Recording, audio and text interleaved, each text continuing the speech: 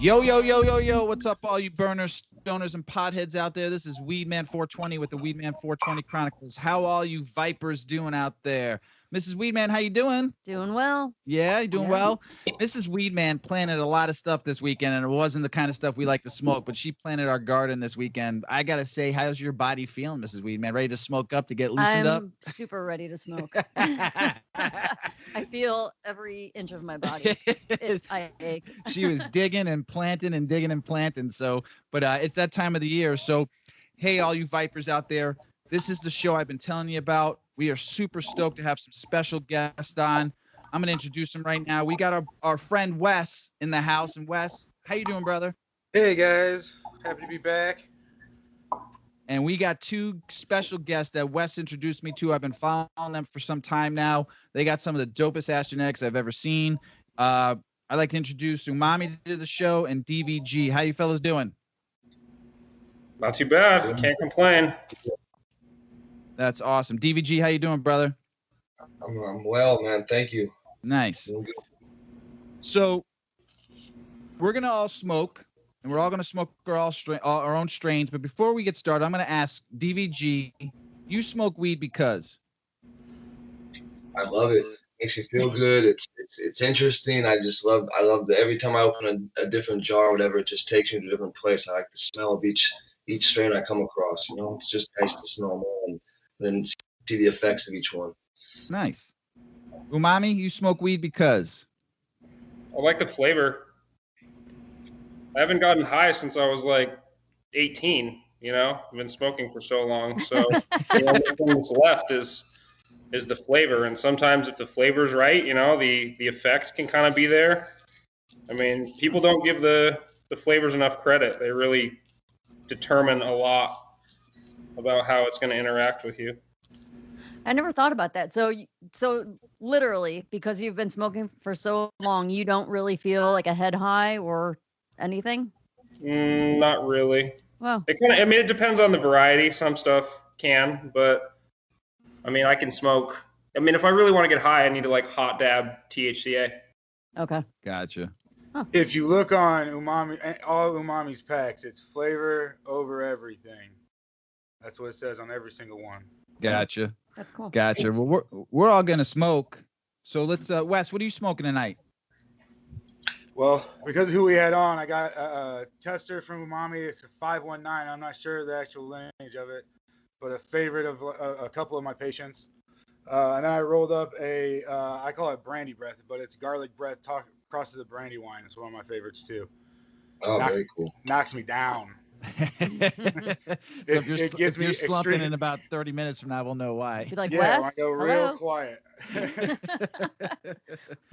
DVG, what are you smoking, brother? Variety of stuff, but actually I was with JJ from Top Dog this week, and he gave me some really nice Kim Dog D, so I got that one I'm blazing, and then I've also got some of my Hot Rod. Nice. Umami, what are you smoking, brother? I'm smoking on some new stuff. This is it doesn't have a name yet, actually, but it's one of my older cuts, the Pink Pellegrino crossed to my male, the Zucchi, which is like, it's still in testing right now. So this is one of the first joints I'm going to smoke of it. Hell yeah. Sweet. Love it. A celebration on the show. I love it. Well, love it. Well, smoke. we're going to smoke up while Mrs. WeedMan's lighting up. We're smoking the WeedMan 420 experiment, bred by Wes, that we love. I love it, Wes. It is it is cured so nicely. It grew nicely, and everybody hears me talking about it on every show. I really don't smoke. I don't, like we talked about, since I grew 6 ounces of this, I'm going to smoke the hell out of this until the next batch is done, because I'm smoking my own, just like you fellas do. And it's exciting to grow. And this show is going to be great. Mrs. WeedMan, go ahead and talk for like 10, 15 seconds while I burn. All right. Well, I'm like I don't know anything about really what we're talking about tonight. So we're talking about seeds. So give me like a basic lowdown. We're talking about genetics. So all of our guests here are people who breed plants for the genetics, for particular strains and seeds, right? That's what all of you do. Yeah. I try. And then people buy the seeds. Yeah. Okay. So the last time you grew, Mr. Weedman, you ended up with male plants, so or female plants. No, the two Majin Vegetas turned male on me. Okay. They didn't herm; they were male seeds. Okay, gotcha. They were snuck in there. So, but we got some great questions to ask everybody here. I'm going to start off with DVG, and when did you start to grow? What got you into it? When did you start? So when I was a youngster, I was popping seeds left and right. But I think a problem is with a lot of people when you first get started, unless you had some really good guidance, was you wanted to show it off and let everyone see what you're doing. So that led to every single one of my plants getting ripped till I learned to keep my mouth shut. So successfully gardening since probably, successful harvest with a license, medical card or whatever, and doing my thing. Early 2000s, but yeah, kind of since then it's taken off and it's been nice. But when you have your own place to do stuff, it's a little bit nicer rather than when you're growing up and you don't really have your own place and you're out there trying to put things out in random spots outside. It doesn't work out too well. So. And now you growing indoor fully now, or are you outdoor and indoor, or a little bit of both? A little bit of both. I mean, I had I don't know if you guys saw it, but last summer I had I did a little thing with some autoflowers to give them a shot. I did two summers in a row of autoflowers. Last year was a lot better. I learned a few tips and tricks on how to get them a little bigger yields on them and stuff, and make them grow a little nicer. And that was actually kind of a cool thing to see, So, yeah. But I mostly do indoor. Gotcha. That's how I. DVG, has anybody ever hit you up? Every time somebody asks me about autoflowers and they're like, oh, I would never do autoflowers, or do you know where to get good autoflowers? The only thing I have to refer to is when you were talking about the outdoor last year and how you got 2 full crops out and how everything was fire. There was actually, yeah, I think, and it was with very minimal input as well. So I think if I was trying to really, if I was out there, it was because that was totally black market. So that was out there doing its thing in the wild. So normally if that was in your own little facility and someone who's a licensed grower wanted to put a few thousand autoflowers off to the sides of your greenhouses or your facility, if you have the space, I think just the not even biomass, because it's way better than that, what you can get from extracts to the people that you can do full flower joints. I mean, there's a lot of potential to be used with those, and even some of the stuff we were smoking on, I went into it totally open-minded. Is it going to be good? We'll see, and I'll be the judge. Is it going to have flavor, especially like you mentioned? Is it going to be just some dirt? And it was actually, there was some that were definitely not that great, and then there were some that was actually surprisingly super tasty, and some of the terpene profiles, I never got any of them tested, but some that were very reminiscent of strains we would have all had from younger ages till now, and a lot of them came from James Loud. He has some Skywalker stuff he's been working with, and then there was some other stuff from not Night Owl, Mephisto. Same person, but they were under Mephisto brand. Huh. Umami. When did you start growing in like your first time, and what got you into breeding and stuff? It was 2000 and early 2000s, like 04, 05. I was in Mexico and we had a bag that had seeds in it. I used to get a lot of brickweed. I used to get a lot of brickweed from Mexico that had a lot of seeds in it too, so we might have knew the same guy. We ain't talking about 1 or 2 pounds of brickweed either. So I'll tell that story at another time. Explain to our listeners, because a lot of people that I talk to are just starting to grow and breed, and what you're into. Basically, what I'm hearing from you, Umami, is like effects, a more so terpene profile, flavor profile, flavonoids and stuff like that, more so than cannabinoids. what is a pheno, and what are genetics, and what is it all about? And I'm going to ask DVG this too, because I want to hear both of your perspectives on this, because this is a big question that I get. Yeah. Well, I mean, classically, a pheno is, one genetic expression of a plant, one type of genetic expression, right? So, for example, plants can express the genes differently. So one is taller, one is shorter, because that's expressing the taller gene versus the shorter gene. And they can be from the same batch of seeds, right? You can have a purple one and a green one. You have a tall one and a short one, like fatter leaves, more narrow leaves. The pheno is just the physical expression, what it looks like. And then, the cannabinoid profile, the terpene profile, all that stuff. So the genotype is the genetic composition, and then the phenotype is the physical expression of that genetic composition in the real world. That can be affected by the environment, primarily the environment, right, which is everything to the plant, because temperature, humidity, light, nutrients, that's kind of all environment when you really think about it. DVG, give us that perspective also. So basically, listening to what he said, I'm sitting there trying to think of my answer, and as I'm trying to create my own, trying to sound different, say something else, he's pretty much hit it on it with a nail. I mean, everything he mentioned. Phenotype is an expression of a plant. It's something that you're going to find in each one of your gardens. I mean, you could be having a few different gardens running, and I think you're going to see a lot of different stuff, because it's just a matter of, like you mentioned, environment. There's a lot of people that are they ask, how many phenos are you going to get out of your pack? Well, there could be quite a few, but it could also be, you're going to see some of the same stuff popping up, but you're also going to see, like you mentioned, those different ones, like so fatter, shorter leaf, taller and shorter plants, all that stuff. So, but yeah, heavily affected by where you're running it, how it's ran, the environment all around you, what nutrients you're using, because someone else running a different nutrient than you and having an organic input garden compared to my synthetic nutrients, whatever I'm doing, we could be sharing the same clone and have them look completely different. Same look in the end, but there's a little bit of features that you'll notice that are different than the other. So, damn, I pretty much agree with everything he said. Yeah, that's dope. I noticed that from growing. So the first 3 plants I grew berry white. I grew well, I'm pretty baked right now, but I grew 3 different plants, and all 3 looked totally different. All 3 grew differently. I can't remember the other 2, somewhere in there. Oh, one was yours, Wes, the first time I grew it, and that grew way different than the berry white, and then the other one I grew, which was another berry strain.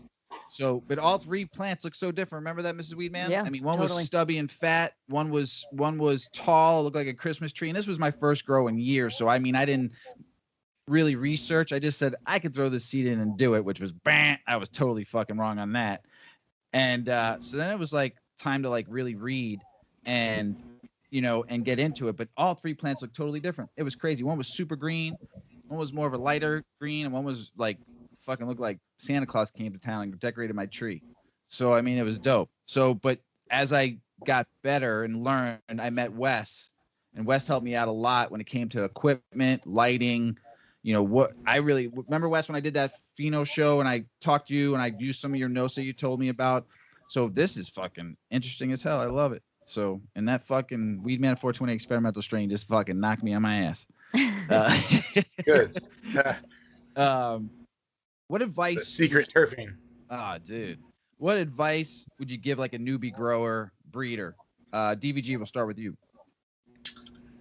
I would say that unless you're ready to give up your garden or potentially risk having, I mean, I guess it really depends on what is your end goal. So one thing to keep in mind, where are these seeds going to go? Are you going to try and market yourself as a breeder? Are you trying to give it out for fun and just give them to people and just have extra seeds on hand so you can further the generation of seed you paid a lot of money for? Really, a hobbyist, whatever the reason you have, that's what you got to ask yourself. What is my end game with this? Because if you're not careful, you end up with, you'll have just so many seeds, you'll never end up doing anything with them. Or if you just want to have a little thing where you pull a plant out, you dust a couple branches and you wet it down and try and isolate that specific breed to a small amount of your plant, you can still hopefully keep that pollen maintained in just that area and then still have a seedless plant for the most part. But again, if you're trying to go for a full blown, garden, you're looking for thousands of seeds, and yeah, get ready, because if you're not careful, you're gonna have a shit ton of seeds. So that's what I mean. Like, but again, I mean, advice, I would say go into it with an open mind and figure out what your plan is and what you're trying to do. I mean, throwing seeds around is and making them is fun. So I think maybe doing that just till you get the hang of it is kind of a good thing, depending on what you're doing. If it's a new hobby or whatever, just you got to learn somehow. So, Umami, what's your advice? I mean, not too different. Like, you really need to have a plan. What's your goal? Like, every breeding project needs a goal, and not only like where the seed's going to go, but like, what's the point of the breeding project? Like, what am I trying to achieve? What am I trying to, like, if I take these two things and smash them together, like, are they going to be better? Is that, because like, sure, you can run that play, or you can really like think about it and like kind of make more calculated moves, unless you're like, I just want to make some seeds because I want to make some seeds. It's cool. It's cool to like grow a plant and make your own seeds and then smoke your own plant that you made that wouldn't ever exist otherwise. That's a fun feeling. Right. It's a unique experience, but you really need to, you need to have a plan of what you want to do. It's not really something you should just, it's definitely not something everyone should jump into. It's a cool space. Like, it's what I always wanted to do.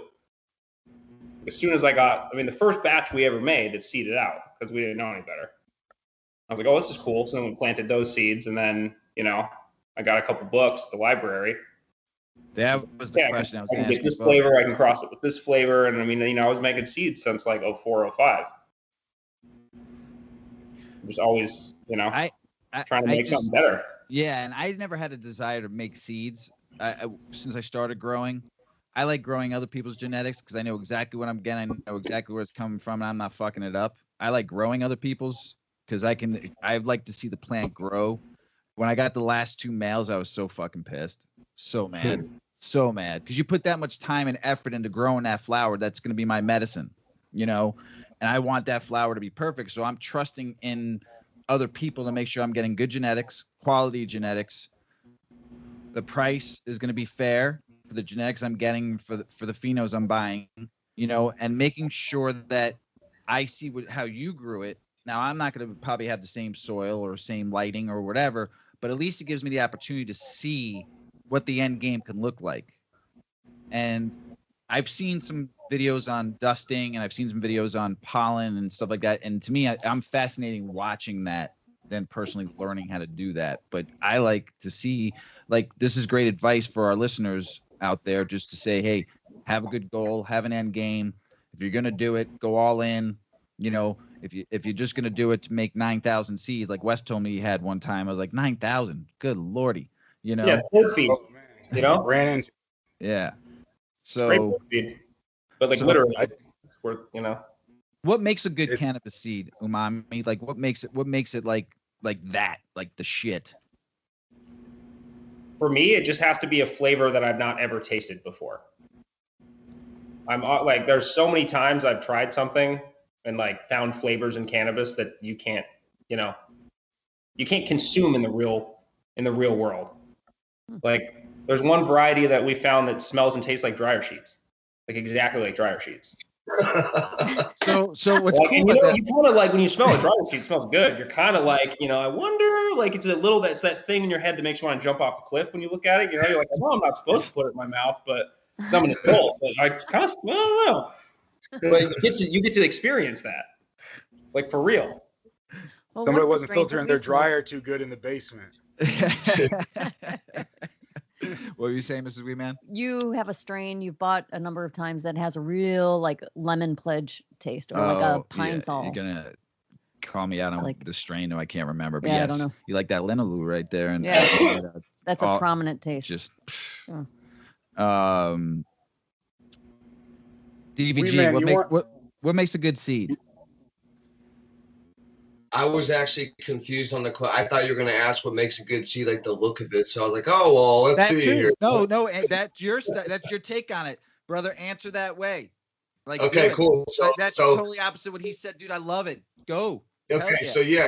so based on what he said, he's talking more strain related. What makes a good seed? Well, then he's absolutely right. Because a good seed is a good strain, you know. So that's one perspective. Now, if we're looking at what makes a good seed, if you're looking at a seed, because there's a lot of confusion there. I think a lot of people look at seeds and they may spend, let's just say they spend $150 on a pack. And they get home and they open it up and they're like, hey, you know, this is kind of fucked. I'm looking at these seeds here and they look kind of gray. They're not tiger striped. Well, one thing a lot of people don't understand is those tiger stripes that you see in that brown, that dark brown, in some cases, almost blackish color, can easily be rubbed off between your fingers. And so bouncing around or being sorted and just sitting in a bag and being moved back and forth, I mean, there's a lot of ways they can get rubbed off, and that doesn't necessarily mean the seeds are bad at that point. You can have seeds that are a lot more hardy, and it seems like that shell casing just sticks to them a lot better. And I think it's more visually, it's cooler to see when you see a nice, big, plump brown seed with tiger stripes all over, and you look at that under a microscope, or you can zoom in on a picture. I think it looks really awesome, but people need to understand all seeds can be good, even lighter colored can still pop, germinate just as good as a dark seed. That really, in my opinion, doesn't play a huge role, but it can. But it really just needs to. It just comes down to the germination. You just got to try. Sweet. Well, like not all females will produce tiger stripes.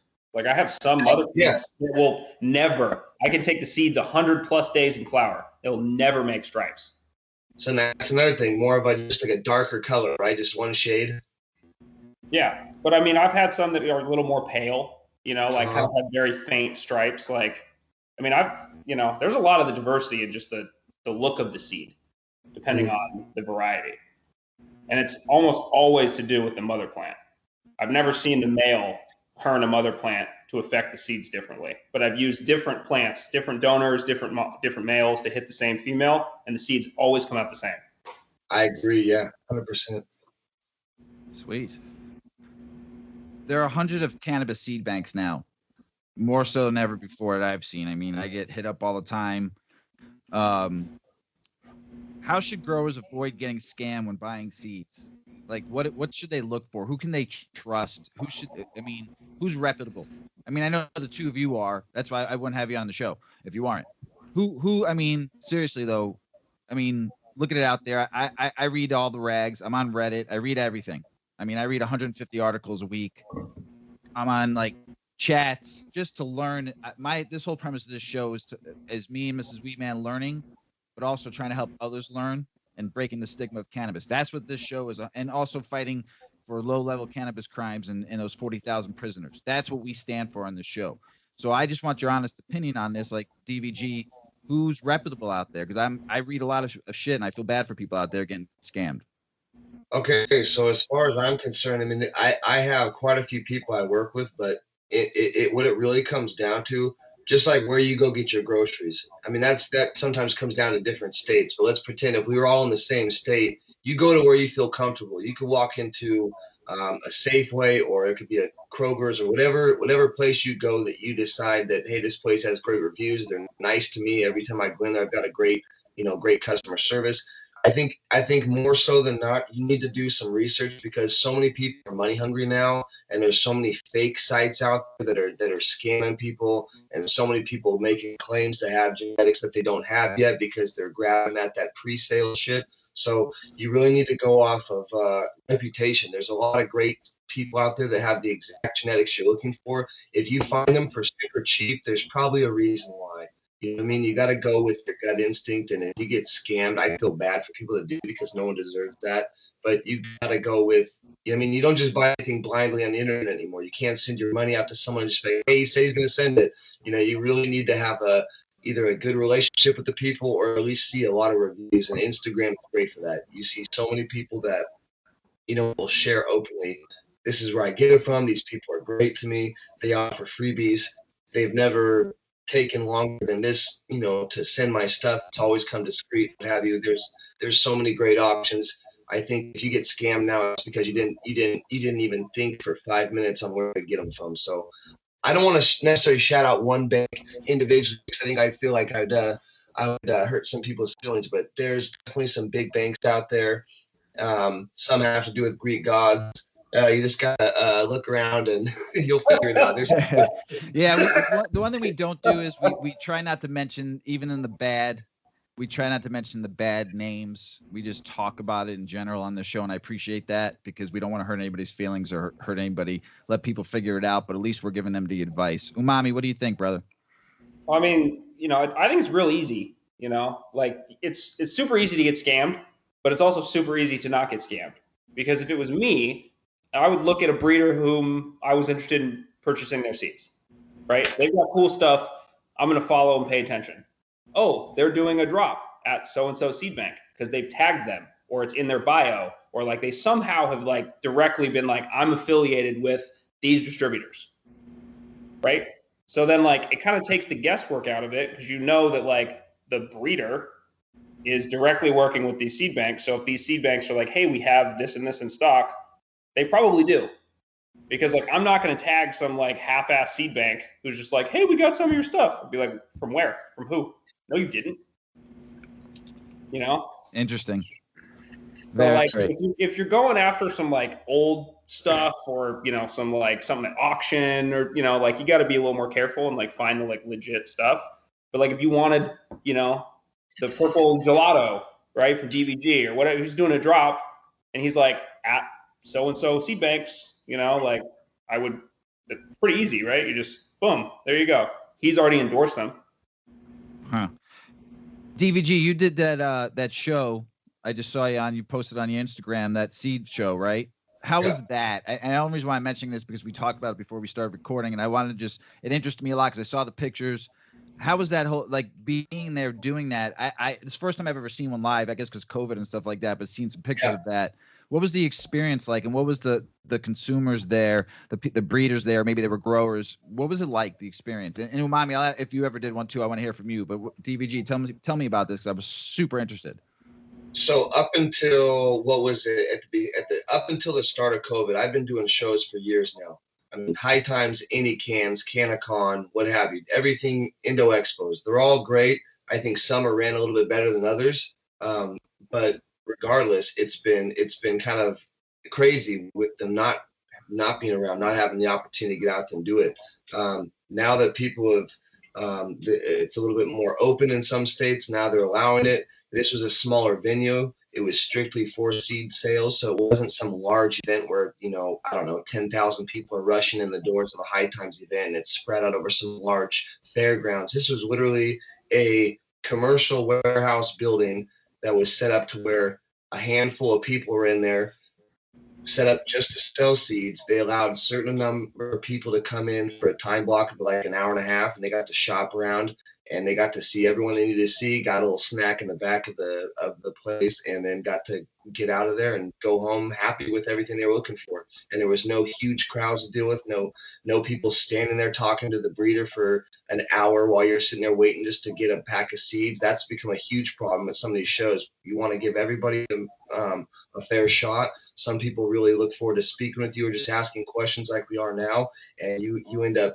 turning people away that are just looking to buy some seeds or just have a simple conversation with you because you're giving one person way too much one-on-one time. So this really helped with that.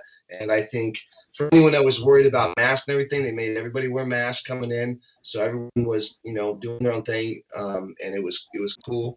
But overall, very effective show how it was ran. I think their pop-up style show needs to happen more. And I think it's something that I don't see them having to jump through as many hoops to get all the insurance, and you're not paying for large music acts to come through and all that stuff. You're saving so much money just to have a one-day event straight to the point of whatever the topic at hand is, which in this case was seed. So it was really, really cool show, and I think more people need to have that kind of a model. I think it was great.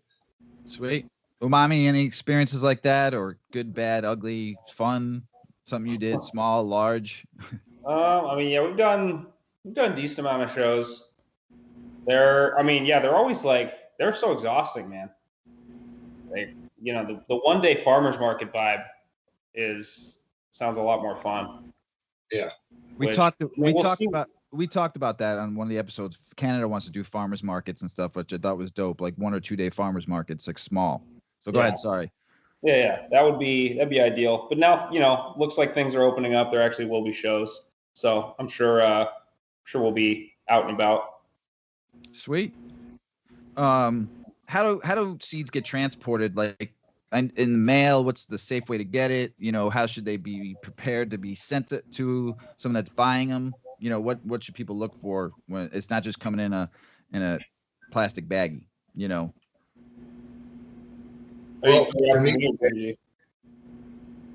DVG. Yeah. Okay, I'll answer first. Sorry.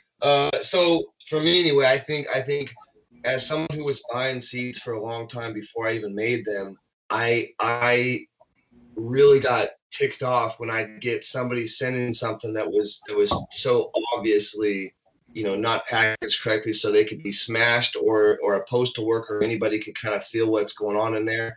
I think taking a little bit of precaution, whether it just be a padded manila envelope or what have you, that's going to be the best bet.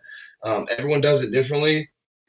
I think nowadays, with the hemp bills, excuse me, I think with the hemp bills, seeds being transferred in the mail has been kind of, I think it's looked at way differently than it used to be. Whereas it used to be a big deal. Like, you're going to get your seeds in because you're getting them imported. Whereas now we're in the States and there's really no reason to import seeds. I don't know why you would ever order seeds out of country unless it was something special that we didn't have here. But for the most part, you've got so many great guys that have everything here, and it seems like just any first class package that you get sent, it's going to be fine. They put something around it to protect them, but there's really no issue with it. I think mailing seeds is pretty safe, and it has never been a problem for me. Years back we had packages seized because they said it smelled like pot, but there was never any drugs involved. It just happened to be, I think it was around the smoke or something, or we touched it after smoking, so there was like residue on the package or something that just kind of set something off for them. But for the most part, you don't ever have to worry about sending seeds, in my opinion. Maybe if it's going out of country. Umami? Yeah, you pretty much, you nailed it. The only thing I would add is just, if you're going to get seeds and it's the summer, or if it's the winter, ideally don't let those just hang out in a hot or freezing mailbox. Be like, oh yeah, I got to go check the mail and get my seeds. Like, they sterilize seeds with heat. So if it's like 130 degrees in like your tin mailbox and the seeds chill there for like 3 or 4 hours, not good. Not ideal. So, just snag them and get them in room temperature. Just some nice chill environment. Because they'll last like almost, not forever, but they'll last decades. What's the optimal temp? I usually keep mine in the fridge. Yeah, I do them in the fridge. I know Wes does too, because he's got a fucking like 16 refrigerators full of fucking seeds. His wife's ready to kill his ass. Throw desiccants in with it. Yeah, that's the big thing. You just got to keep them dry in the fridge. Gotcha. Don't freeze them unless you're going to do long-term storage, because you can't really like go in and out of the freezer. Ah, interesting. All right. Don't like that. How much, Umami? How much should good seeds, good breed cost? Like somebody, Well, depends on a lot of things. Like, primarily, especially with some of the newer, more difficult to acquire genetics, right? Some of the more popular things, they're not cheap. Some of these clones can go for thousands. I've heard even in the tens of thousands. Seriously? Holy so, shit. people are like, oh man, these seeds are really expensive. And you're like, well, yeah, there's a reason for that. Is that like on auctions, or the most I've ever seen on some websites is $400 or $500. I've never seen like. No, these are just like these are small circles of people who've been in the space forever. What's one of the strain names that went for like 10 grand? I'm highly interested. Highly interested. I'm not going to put. No. No, right. but there's. Yeah. You probably could guess. All right. DVG. As far as how much it costs for a breed? Yeah, what do you think? What do you think average price costs? I've seen ranges, so I want the people who are looking and then want really good genetics know that If you want to grow your homegrown, you want quality medicine, it's going to cost some money. Breeders are doing this for a living. They're breeding some of the best cannabis on the market today. They've gone through 2004. When did you start? What year? Breeding? DVG, when did you start breeding? Oh, shoot. Breeding probably more closer to, I think it was around the 2012 range. That's when I really started breeding for kin with Granddaddy, you know? So All right. that was back then. So 2012, 24, you both have been practicing your craft. Well, I said seed making back then. Seed it would making, be breeding. All right. Yeah, breeding was the term, right? You know, you were learning your we craft. were young. You were learning your craft. To Yeah. where you got to become a breeder. We're figuring it out. Right. Yeah. Fuck it. Everybody's So- got to start somewhere. So what do you think good seeds cost? For that, literally what it comes down to, kind of going back to that previous question where you said, you know, for the average hobbyist or someone that's looking to get into it, you know, what kind of, you know, questions or answers do you have for them, whatever? Well, I would say that's something you need to keep in mind is, as Umami said, you don't, some people don't understand the actual investment that goes into it. Not only are you, in our case, shutting down the garden, so there's no usable cannabis coming out of my place when I'm making seeds, because that shit's dusted. Everything is getting hit. There's no, I can't necessarily isolate the area where I'm at personally to make it to where I've got, okay, this is one breed and I'm going to have multiple pollinations. I don't think that's a good idea at all. So a single pollination at one time, you know, that's the same as a flower. You're going to go for 2+ months in a flower room, and sometimes longer if you're trying to make sure that your seeds are 100% mature and you're going to pull them and not be too early. So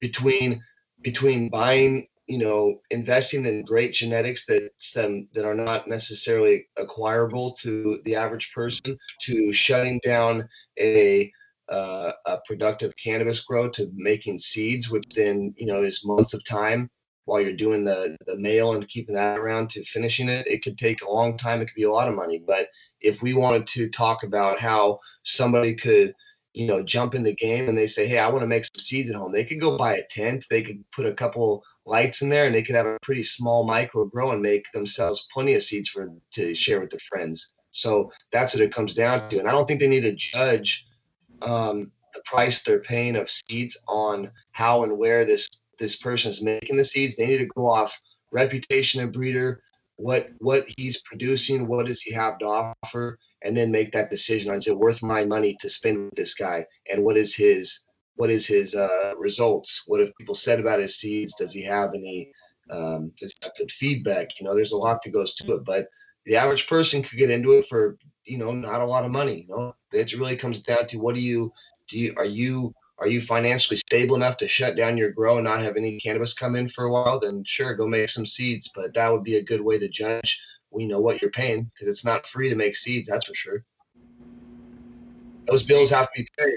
Damn, that was pretty fucking dope. I mean, it takes like a year at least from concept to to seeds are available. Exactly. All the testing. Like at least a year. And that's like if it even pans out, because it might not pan out. And you're like, oh, great. Well, I guess that's going to get shelved. Wes, you got any questions on that one? Because I know you're starting to, I've seen some pictures of you starting to do this, pollinate and produce more and more. What you got any questions more on this? Because this was huge, man, fellas. I appreciate that answer, both of you. Yeah, no, that's all.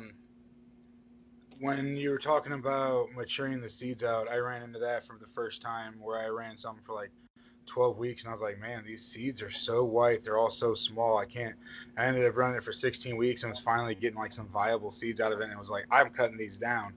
But there's a ton that goes into it. And another thing is like, there's people out there that are just trying to sell seeds, and there's people out there that are trying to create things. So you have to know the difference between somebody out there that's just going to go buy a rare pack or just a pack and cross it to something else and be like, I got this. I don't call that's almost like what I do. I'm taking these guys' stuff that they made and I'm putting them together. That's not breeding, in my opinion. That's just me making some seeds. And that's why I don't sell them. I give them out, because I'm just taking two other guys' things and being like, hey, this is going to be delicious. But you have to know the difference between something like that and somebody like that, and somebody who has to shut down a licensed garden or has only this many seeds and has 1,000 people that want to buy a pack but only have 200 packs because they have a smaller, they're only running it one time and they're never breeding it back and different stuff like that. It's just something, it's you have to believe in the breeder more so than the actual genetics. Oh, you have runts? Well, who the fuck are they from? Yeah. What thanks, Wes. Appreciate you chiming in there, man. That was good.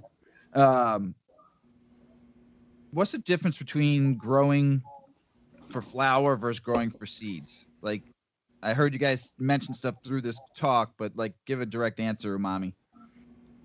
Your timeline is different. The average. I'm running 90 days for seed crop, at least. You want to make sure the seeds are mature. You're going to go through all the effort. You'll feel a lot better when you're cleaning the seeds and half of them aren't white. Yeah. Because not like they won't pop, but people will immediately assume that it's worse. Yeah. So you take like your profit and you're like, cool, cut that in half. Yeah. Yeah. Well, you're like, wow. Explain the white seed. Nice. Explain the white seed thing. Elaborate on that for a minute. They're, as the seeds develop, right, they're a whiter color, and they turn into a kind of like a greenish gray. And then as they harden, right, and the shell oxidizes and, starts to finish and like form its final bits, then it starts to be a lot more brown, right? And oftentimes you'll get the tiger stripe, the very classic seed look. And then if you run them long enough, the seeds will start to just work their way out of the flower. And eventually, like outside, they would just fall off. She had a baby, a bunch of babies. They'll get dispersed.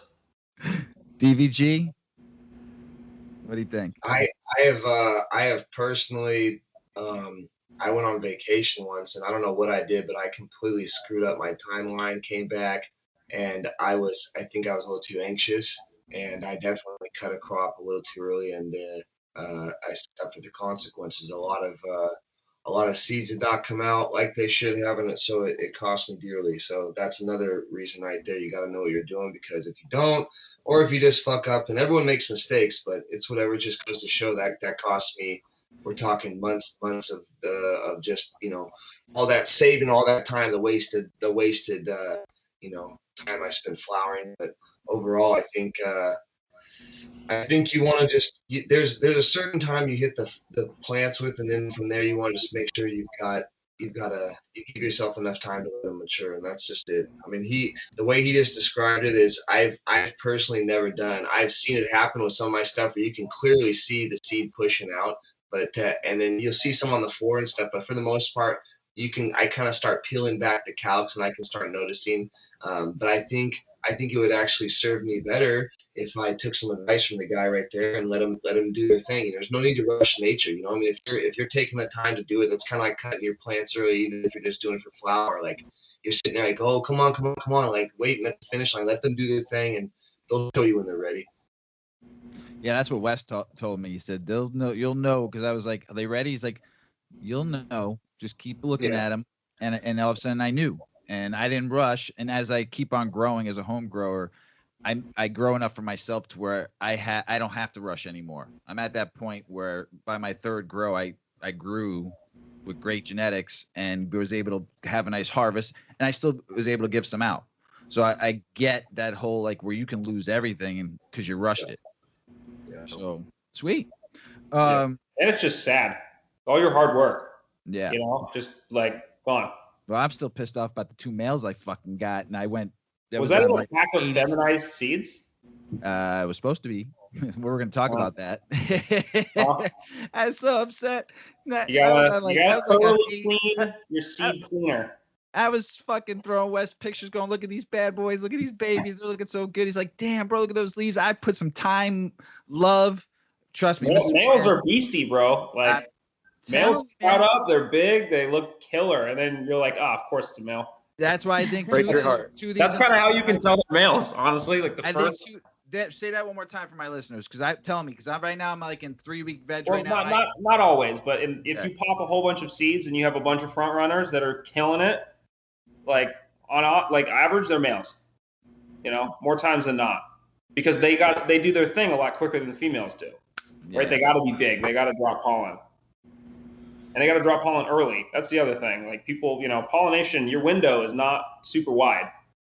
Like I've also had a lot of just pollinations where I hit at the wrong time or not enough, and like then you know you're toast.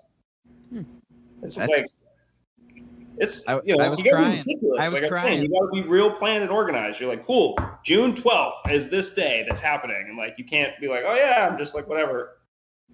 I went out with the boys, you know, that night. Like no. I'm in DVG stage. I'm going on vacation to go see my kids. They're in Seattle, and we haven't seen them in a year because of COVID. And I got 5 plants in the hopper right now, and I got a friend of ours, Dov Boy, helping us out while I'm gone. And my babies, man, my babies. You know, I don't want to leave my babies. So DVG, yeah, I know. I feel you, DVG. Hey, what day do you like to pollinate? 22 to 28. All right. It's kind of my like window. Yeah.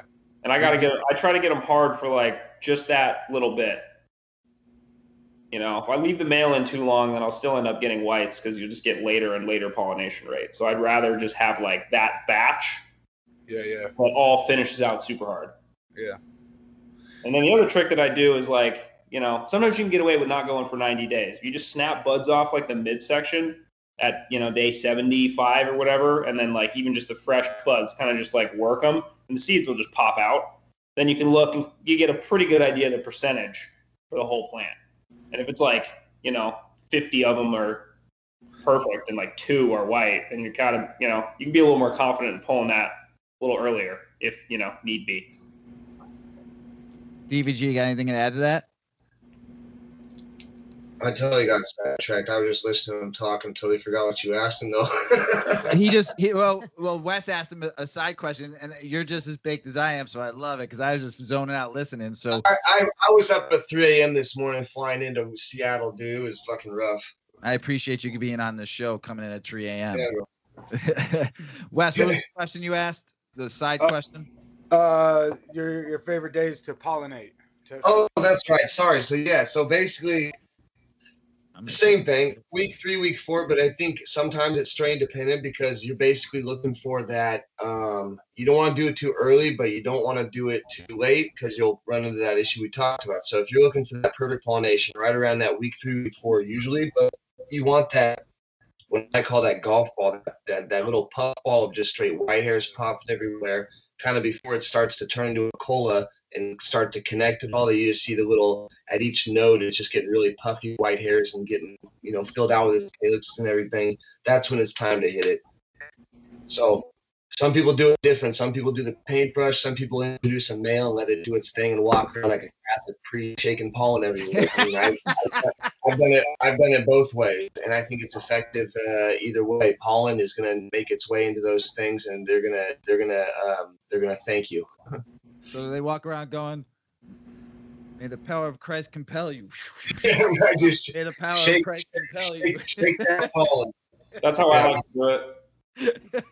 Or right like a cowgirl. You know, I get in front of the fans and I get it whipping, right? You'll see pollen flying everywhere, and then I'll go like, you know, slapping. Do you play the song "Whip It"? I listen to you know, turn on some 80s music and just like get to work. You gotta get on like a live Insta. Yeah, there should be a video of that. Some of you guys gotta be like woohoo, walking around. You get choked out all the pollen. Oh man, bro! I wear a chemical like pesticide respirator. Wow. Yeah, it kills me, but the pollen kills me, dude. I'm so allergic. Yeah. I can't even trim. Like just like the dust. I'll come trim. I'll wear my costume for you. I'll come out. Even when I'm cleaning seeds, I gotta wear. I'll come hang out. I don't mind trimming, man. I get fucking baked. I love fucking people like, and I understand. I only got 3 or 4 plants, man. I gotta trim. I fucking enjoy the hell of it, but I'm only fucking cutting a couple ounces up. I ain't like these guys doing major pounds, you know, not anymore. But the thing is, I enjoy it, man, because I grew you guys are doing it for a living. I'm doing it as a hobby for my medicine. So I feel you, but I want to see one of you guys on the fucking screen. Woo! Yeah. Fucking around, baby. WeedMan, if you're trying to come trim, I got days, bro. You can come up here. Guess As what? much as you want, dude. I'll call you. I'll call you tomorrow, Wes. I gotta tell you something. As much as you want, you come trim. I got you. I like it. As long as I get something to take home, I don't give a fuck. Yeah, Fuck. you go. You know, There I you go. don't need money. I just need like an ounce, man. It lasts me a couple weeks. Dude, bro. I'll do that shit all day. I'll give you about 2 or 3 days. You can be like, bro, I'm so fucking tired of sitting here. You got me for like 12 hours. How about that? You might not get that tired in 12 hours, but Right. you give it a solid week, and you're gonna be tired of sandwiches and pizza, and you're gonna be tired of sitting on your ass. I love it. One of my first big crops, I did like 60 some pounds, and I trimmed it all by myself. Oh, It was the worst. Oh yeah, see, yeah, It was literally the worst thing. Like, you know, it was the worst thing in the world. I would go to sleep, you trim all day, and then you go to sleep, and I would dream of trimming all night. I got no respite from it. It was like a lot of zen to finally be like, okay, I'm at one with my torment. Like, I just got to get done. It's gonna be okay. It will end. You know, not today, but sometime. The sooner you get back to work, the sooner it's over. It's a passion. And that's why you do it. Gotta be. Plus, you spend all the time. You know, you're you can only do so much work, right? The plant has to do the other bit. It's like it's this mutual relationship that you work together to achieve the goal. I talk about the zen with that plant. That's just me. DVG, favorite strain you ever bred or grew? You know, what's your favorite personal crosses? That's a West question right there, because I wouldn't have thought of that shit. I'm too much of a burner to think of that. So first and foremost, that's probably one of my biggest problems. Admittedly, I love variations. So I love to grow my own stuff, but I have the biggest problem seeking some of the clones that everybody wants, call them hype or not. You know, it's whether it's a flavor you're after or the smell. I'm literally it's probably the reason why I've never been able to give up weed. It's because you can put any jar in front of me, and if the thing smells good, I'm smoking. I can't. I'd be bad. There's no way. I can't break the habit, bro. It's one of those things. It's like, okay, well, I'm a pothead again. I can't. I gave it up for 30 days. We're done. Back to smoking. All it takes is a good smelling jar. But really, I think some of my most memorable pot that I hadn't grown was a Northern Lights skunk haze. And I was just having this conversation the other night with some guys because he was really very well versed in the older strains and their backgrounds. But in that order, and people use like, so what? Some Mr. Nice Shanti Baba stuff and whatever it was old school, and it smelled like straight skunk, or what we would call the loud right now, or anything, gas. It was absolutely ridiculous.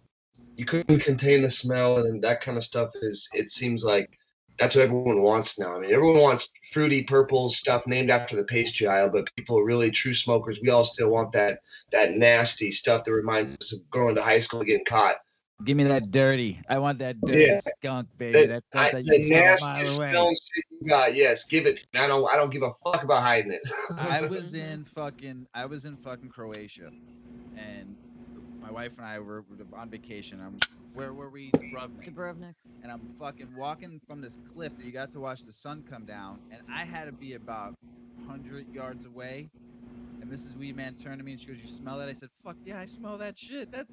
Where's that coming from?" Like a fucking ba-bing, ba-bing, Yeah, ba-bing. radar. We went down this alley and there was these two waiters fucking sitting there. I'm like, "Yo, bro, I'm from the United States and I smelled that way over there." And they understood a little English. I said, "I'll trade you. I got some like 2.5 milligram mints I took on the fucking cruise with me. You can have as many as you want if I can have a hit of that." They're like, "This is homegrown. This is grown right here in Kuwait." I'm like, "Dude, I smelt that back by the fucking cliffs." Dude, they gave me the rest of that fucking joint. I was like, that's what I'm all about right there. Give me that dankety dank smelly smell skunk. I'll take it all day long. Yeah. But nowadays, man, I'm a huge citrus fiend. Like I love the citrus and the lemons and those smells that flavor comes through so well for me.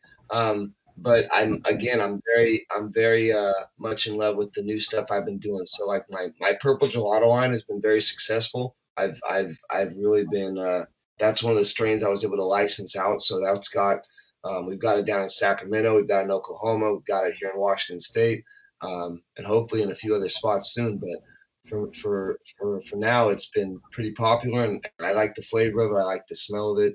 It's one of those things. It's I mean, being a gelato cross, you're like, oh, we've seen enough of that, but it's a little bit different. It's got its own thing going on there. So that or my hot rod, I always go back to that. My hot rod's a motor breath, Grandpa's breath cross, and it's got the right amount of gas, but kind of like an earthy kind of a flavor to it as well. So I enjoy those. Sweet. What about you, Umami? Favorite strain ever grown, breeding? Favorite strain of your personal crosses, man? What do you got? Yeah, I mean, like my old school favorite strain, I go through phases, but like I'll always go back to cherry pie. One time when I was in Washington, some homies pressed some cherry pie and it made this just like purple soup. And it was the tastiest, most gnarly gas, chemical, grape pastry. I mean, if you breathed it out your nose, like an hour later, if you like sneezed, all you could taste is just like cherry gas, like dripping through. Like it was noxious. You're all about flavor too, so I'll never forget that. So I really like that. I've got a few crosses which I really like, which kind of turn that flavor up. But what I've been smoking on a lot is the my Zoda, which we found a pheno that I definitely did not expect to find vanilla meat gas pheno, which is just like weird. Like it's very hard to describe. Super complex, but it's from Zoda, which is Z-Sci, which is Skittles crossed to Acai Gelato. And I crossed that with the Seattle Soda. So it was a collab with Super Seed. And like I don't know where the like vanilla meat gas funk came from, because those are like they're all like kind of fruity or purpley creamy, like, you know, the gelato definitely has some like kind of meat-ish terps to it. But it was the Acai, right? It was the 49, so it's a super fruity, right? So pheno, right? Super fruity pheno. Like the pheno would be the 45, the 41, the 49, the mochi. Right? They're all different expressions of the gelato. But every breeder geek out now that's gonna listen to this is gonna be geeking what you just said. They're gonna be like, I know exactly what he's talking about, and they're like drooling. I love it. What's the one that got away, Umami? What's like that one man you lost and you wish you fucking had back? And DVG, you're next. So think about it. What's that one that got away? Kind of like that girl in high school, the one that got away. We called it a lot of names, but it primarily went by the name the Lemon Legend. Legend. And it had nothing to do with the Legend OG. It was just some like old school lemon cut that was from Seattle that like one of my homies brought down to LA, and like we tried washing it and it didn't wash, it didn't yield like hash for anything, and it didn't really look that good, but it smelled like actual lemon peel. Like it was the most lemony. Like a lot of lemon strains are like lemon-ish, you know. This was like lemon, like indisputably lemon. Like Lemon Pledge. Yeah, like we went to a glass show in Japan, and like someone happened to bring a bunch of that lemon hash, and it was, I mean, it was like the greatest thing ever. It's the most crazy, absurd lemon flavor on the planet. But it's gone, and it's gone forever. And I don't know anyone who has a cut, because I was one of the only people who had it. I passed it out to like a couple people, but those people, you know, don't have it anymore. So I got to like, still trying to go down the line. I did lose the lime kush long ago, and I actually just got that back, which I also thought was gone forever. So will it be the same? Yes. Will it be the same, you think? I mean, I'll know if I get it, you know. Right. I didn't think the lime was going to be the same, and I grew it, and I was like, that's spot on the lime. Like, sweet. Which had been gone for like, I don't know, 8 years. I thought there was no chance, but you got it. I got it.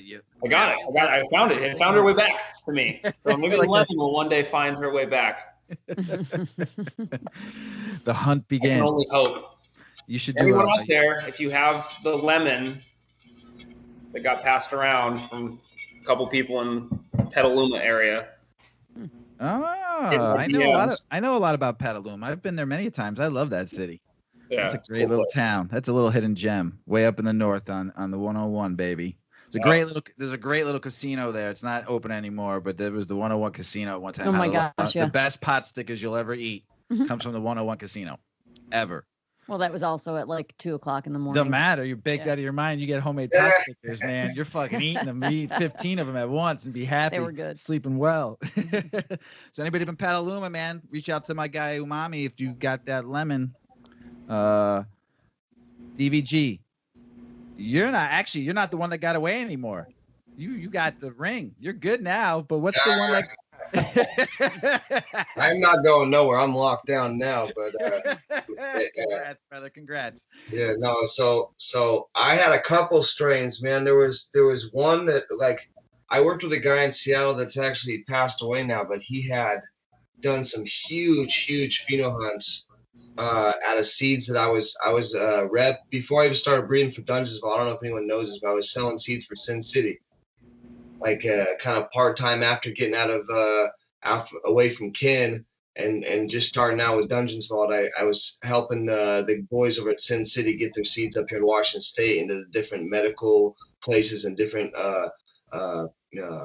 people that are just starting out with 502. So there's a lot of their gear up here, but this dude popped hundreds of seeds. I mean, we had, some 10, 20 pack hunts going of some of these strains. And one of them was the Cinnamon OG.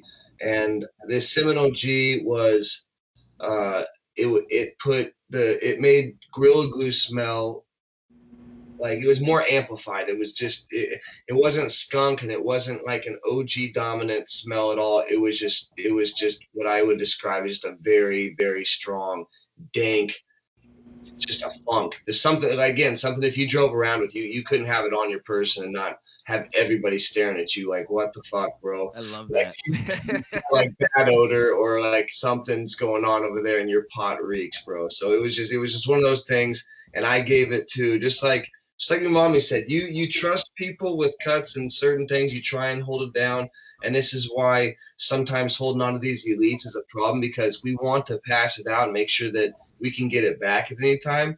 But like what happened to me, I gave it to people and then they fucked it off and then they stopped. I don't know what exactly happened with the last guy. He just decided to up and quit growing weed and didn't think of letting me know that he had my entire library at his house he was going to cut down if I didn't come grab it. But he did that, and that's all good. But it was. No, I don't have any of that anymore. Oh, yeah, it was terrible, bro. So it's like, oh my God, the history and the amount of money I paid and all the stuff he begged to have that he was going to have under lock and key is now gone. So that cinnamon cut was real special to me. That's gone. I mean, who knows? I'm sure you could find it again from seed. If you got those seeds from those boys, you could probably find it again. But man, that one, and I had a Tahoe that I picked up from Harborside Health Center back in 2009 when they were selling all their cuts on the shelves. I don't know if you remember that.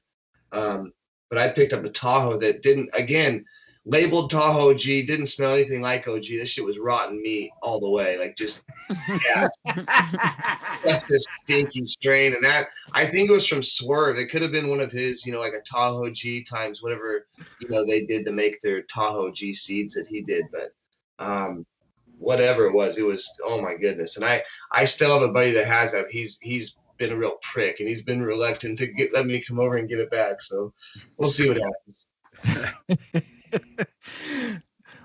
Legalization.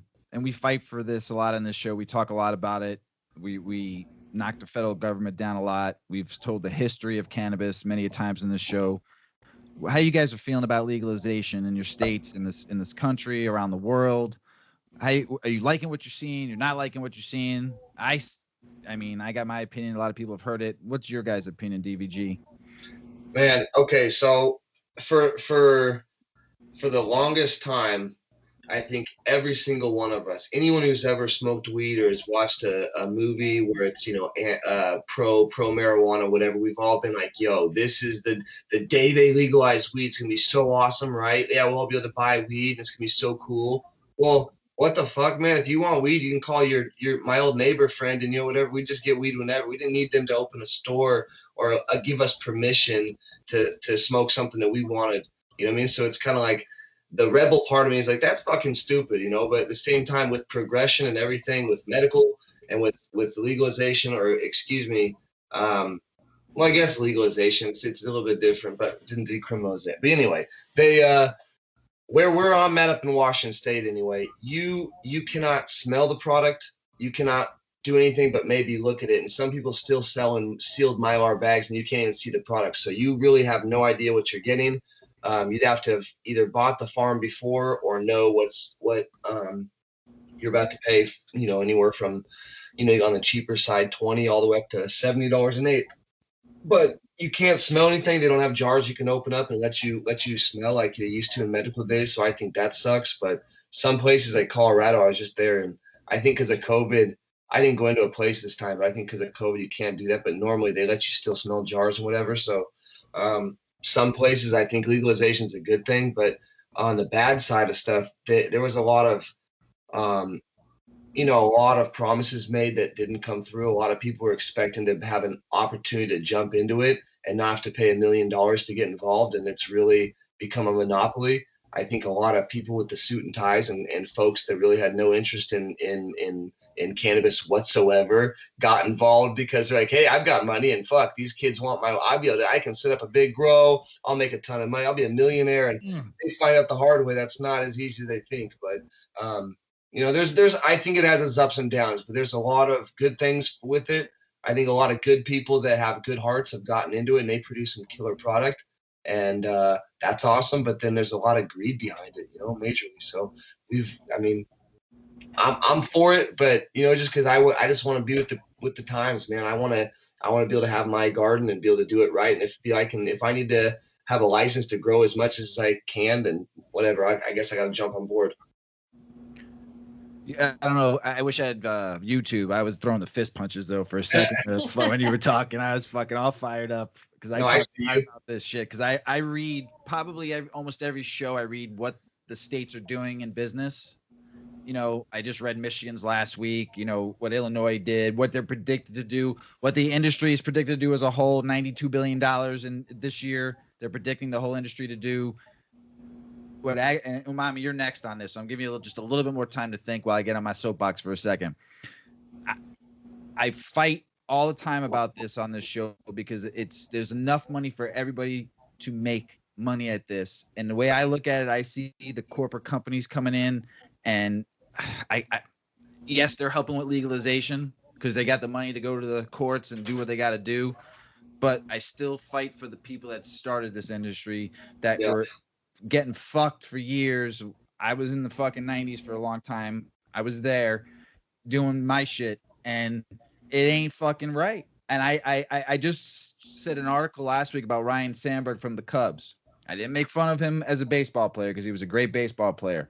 Right. But he got involved now, invested in a cannabis company, and he is the face on 294 of Hair Club for Men on the billboards. That's our expressway. That's our expressway here in Illinois. And now he's going to be the face of cannabis. And someone kind of played devil's advocate with me on this. And I was like, listen, it could be good because now you're going to see him on the face, and he's a Hall of Famer, and it brings light to the cannabis industry. It brings light that cannabis is actually good if Ryan Sandberg is endorsing it. I get that devil's advocate, but like I say it again, the 40,000 people that are in jail deserve to be the face of cannabis. The guys that were in the forefronts back in the day doing it illegally, trying to promote that this was a medicine or fighting for what was right, got slapped on, got arrested, got fucked, lost their businesses, cops raided houses, did all this shit. And now fucking people are coming in $92 billion and most people can't even get in. My boy Wes here fighting for his fucking shit in Michigan, being a caregiver, helping people with their medicine and shit. That's some fucking bullshit, man. These fucking people, and I'm sorry I'm cursing a lot but I see it. Umami, I'm going to get off my soapbox. I'll just rant for a minute because I'm baked and I'm feeling good right now. So, Umami, tell me, man, how you feeling about legalization? I'm not shocked. We knew where this was going to go. It'd be naive to think that the industry would be immune to what happens in, large commercialization of business. But I also think that we're working through like growing pains. You know, I like to think that things will kind of equal out. There's plenty of like big industries where the craft market still thrives. I've seen a lot of big operators come in and run with the fucking tail between their legs, you know, trying to get out as quick as possible because they can't hack. So like, I'll let them come in and throw a bunch of money around. It's not going to, you know, change anything for me. Like, you know, Yeah. you can still make waves. Like, you just, if you look at that as this like insurmountable feat, like, yeah, it might be. And you might have to like, I mean, there's plenty of breeders or like people who have to uproot and like move. Like if that's your passion and like your state has decided to like turbo itself for the time being, like you might have to leave. Like I had to leave my home state to come to California to do what I wanted to do. That's why I came to Michigan. I couldn't just like, oh, I'll just do it here. Like, no. Right. So like, you know, it's like, it kind of comes with the game, you know, if you want to be in the space, like, yeah, you might have to bounce around until things start to normalize a little bit more. Right. When you think about how young the industry is. Young on the legal side of it in states, not federally, but yeah, I mean, we all that's what I'm know saying. how- Like the big business, like, oh, look, we have a billboard now. Like that is all very, you know, in the grand scheme of things, it's all very new. Yes. Yeah. The advertising of it, the more and more socially acceptance of it, you know, people using it as a medicine, people using it socially. Now it's being looked at to where it's like not such a bad thing anymore. We don't have to really hide it anymore. Some states you still do, but You know, for the most they part, spend a lot of money on advertising of kind of normalizing cannabis, and then Right. they like, fall on their face because, you know, they only run numbers. But at least they spend a lot of money on awareness. yes, You know? I, And then they've turboed their that's brand. required. So they're That's really not required. like that much of a threat at that point. They've kind of just helped. Right. Yeah, and that's the one point I always make. It has helped get us to where we're at, but I still just like bleeds. It's my not heart. ideal, you know, having people for nonviolent cannabis offenses in jail is, you know, that's It's not fucked up. ideal. Especially in Fucked up. states where it's now legal. You know, 100%. like if you're like in jail for doing something that's currently legal in the state, like they need to figure something out for that. Like that's, you know, well, it was illegal at the time. And you're like, okay, well, it's not anymore. Right. So And it's, that- you know, that- how morally is it right to keep someone in jail for something that like, you know, and ethically, like it's not a thing any longer, but it was at the time. I don't know. I don't think so. I agree with you 100%. That's what we fight for. So, and that's why we talk about people that have been arrested, you know, on this show a ton. So I'm glad you put that out there. Getting more perspective from more people like you guys are great. And the more people around the globe hear this coming, not just from Mr. and Mrs. WeedMan, but from other people we have in this show is great. And I appreciate you guys being honest and speaking some truths, because it is. So on all that, home growers, you know, what's your opinion on people growing their own flower, you know, at home? Give them like just one sort of advice, Umami, on like what if someone like myself, avid home grower, small little tent, 3 or 4 plants, you know, give them just a couple, like not how you started, but like just some tips, 1 or 2, and then we'll go to DVG. I mean, you know, if you're gonna go with soil, like get good soil, you know, get good nutrients. Just read a lot. Like have a good idea, you know, Google a lot of things. It's not like growing just a tomato. You can't just like, I mean, you can kind of throw it outside, and it'll live, but it's not going to look like what you want it to look like. You know, environment is everything. So like read up and then kind of figure out your budget, you know, and then you can kind of tool up accordingly. Unless you can just grow full sun, you know, which is great. Oh, I have a question real quick, and one of you guys can answer. Umami, I have 5 plants in the hopper. I don't have a big enough tent to keep all 5. I need to move 3 outside. They're in about their second week of veg. It's weather's still a little too up and down here in Illinois. What's your advice, real quick? Just like how do I introduce them to the outside? Because I'm gonna have to put them outside soon. Do it. I like to do it kind of slowly. You know, we'll set them out in the shade first of all, and then kind of work them into the sun. You know, very gently. Because if you just put them out in the sun, they'll rip. They'll be toast. They'll bake. Sometimes they'll be fun. Like some things are hardy and they can just handle it. But you know, a lot of experience of just like taking stuff from inside to outside, and it's, you know, it's pretty shocking. So like maybe in the living room with like the door open or whatever. So like they kind of get exposed, and then like, you know, just little by little get them out there, and then they can be in full sun. And now But you're a going. little slower than don't just toss them out. Will it hurt going from an 18.6 to 12.12? Like, I'd keep a porch light on them. okay. You just have like a floodlight Yeah. All or right, something. Oh, It'll man, keep that's it'll great. keep them in veg until mid-June. Perfect. And then they can't freeze or they'll die. Perfect. Well, if it's going to freeze that night, bring them inside. But don't ever take plants in and out from an indoor grow environment to outside and then back inside, because there's bugs everywhere outside. So you're just going to bring bugs. Now you got to clean. It's a whole thing. So like once they're outside, they're outside. If you're going to bring clones from plants that were outside and bring them inside because you're like, this one's dope, I want to save it. Like make sure they're, definitely hit them with some like insecticidal soaps, right? All that like phosphorus stuff will just smother and kill any bugs. It's all organic and non-toxic. What about what's the one you just had me talk about? Dr. Browner's. Dr. Bronner. Dr. Browner's. The That's a Castile. good one. Castile soap. Could you Plus use it's got the that? peppermint oil. I'm sorry.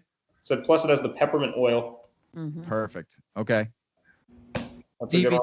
DVG home growers, tips, tricks, chains, whips. I don't know.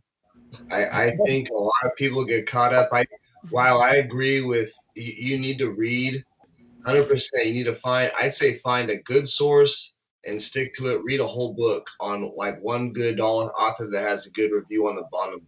Go on Amazon, buy a good grow book and read that sucker. But I think just gathering and educating yourself over the years. But I think a lot of people get carried away with going online and finding a bunch of growers that are just spitting out nonsense. So while Google is your best friend, it can also be your worst enemy, because if you just go, I've got this going on, you Google and you click on that first answer that might pop up, it takes you to some forum where some kid is just telling you what he's doing and he has no fucking clue, but he's putting out bad information. So I was trying to mentor a guy that had never grown before, and I had nothing but issues. And he kept on saying, well, I read on the internet. And I was like, well, stop fucking reading on the internet. I was like, I'm here to help you. Quit telling me what you're reading stuff. I'm here to give you the answers, bro. And it was hold on. Like, for anyone that's getting mentored in this world by anybody, he just said he was mentoring somebody, and the kid was telling him, the mentor, what to do. First mistake, everybody out there. The mentor explains things to you. You listen. Go ahead, DVG. Sorry. Yeah, no. So that was a major problem, because he was like, well, I just wanted to find out. And I was like, well, you're not. I mean, you're going to get a lot of different answers, because everyone's got their way of skin a cat, and they're going to let you know online what their best method is, which is great. But you need to be able to have a trusted source you can validate that claim with. Like, okay, so go talk to your friend and say, hey, so I was reading this guy does this.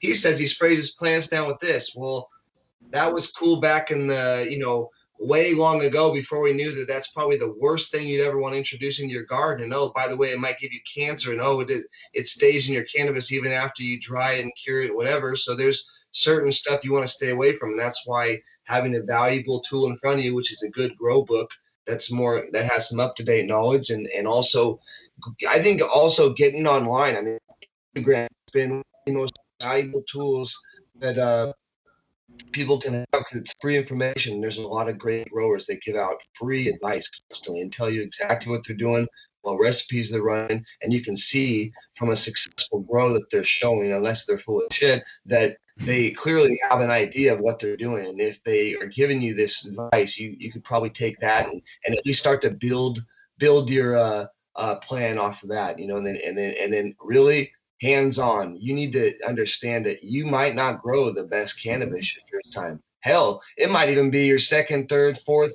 fifth try of failure, between bugs and issues you had and lighting and just trying to figure out what's going on and how to maintain a good grow when not putting or dumping a ton of money into it, because you're not a commercial grower. You're trying to convert a bedroom, a garage, an apartment space, a lot of tent growers out there. Well, once you figure it out, I've seen some stuff that comes out of tents that would literally put some of this recreational cannabis to shame, and could easily be up there, top shelf, highest price that you could find. And it's some guy like yourself who's like, well, I can only grow 5 or 6 plants, but I put my blood, sweat, and tears into this batch, and it comes out amazing. So that's all you can ask for. Just really educate yourself, but make sure you are getting good information, because that's what's going to really help you or hurt you. Yeah, pick a lane.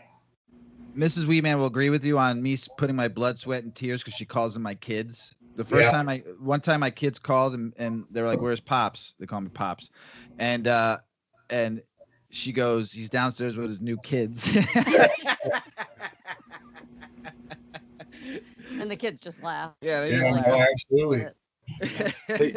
A good book if people are looking. Greg Green is a great author. Pretty sure that's his name. He makes a breeder's Bible and a grower's Bible that we've sold. I work at a shop. We sold it there. I've read both of them. They're both really nice. Any suggestions on books, Umami? I mean, just to have like, your basic knowledge, you should always read like Teaming with Microbes, Teaming with Nutrients, like True Living Organics. For me, I wanted to have a sense of like different types of growing methods, so you could pick the one you want. Like when I say stay in your lane, if you're going to grow like soil grow, then you should like go all in on like the soil and as many organic inputs and kind of the top feed and understand how like soil works. And then don't be like, oh, cocoa, but I read some stuff about cocoa and I'm going to do like, no. Like you're going to do soil. Or if you're like, I want to do cocoa, then like, right. Or I want to do Rockwell, or I want to do just Arrow or whatever, DWC, whatever the hell you want to do. Like figure out which one you want and then just like do a whole grow that way. Then the next time you're like, I didn't like that. Let's go to soil. Or like, that was cool. Let's go to hydro. Because I went soil and then cocoa and I started building crazy hydro systems and I just like to tinker. So that was me. Just like, how can I make a thing with timers and switches and just, because everything I do is automated, 100%. Right. Like, I agree with you, though. I picked a lane. And it was easy for my mind, to just pick a lane and go that way and stay that way. I'm not. Mrs. WeedMan constructed a shed for us this weekend, put it together. You know what I did?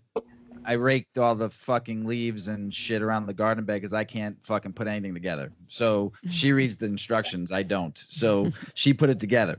So I picked a lane. So that's what I did. DVG, what's a good book?